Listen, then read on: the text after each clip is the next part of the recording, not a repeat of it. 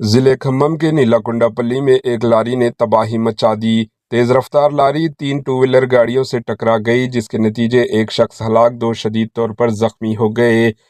لاری driver جو نیلا کنڈا پلی سے کوداڑ جا رہا تھا، شراب کے نشے میں تیز رفتاری سے چلا رہا تھا اور اس نے سڑک پر سفر کرنے والی 3 بائیکوں کو ٹکر مار دی۔ حادثے میں 3 افراد شدید زخمی ہوئے، جن میں سے ایک کی موت واقع ہو گئی۔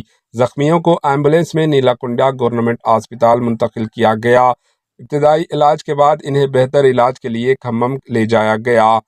معاملے کی اطلاع ملتے ہی پولیس نے لاری ڈرائیور کو گرفتار کر کے معاملہ درج کر کے تفتیش شروع کر دی۔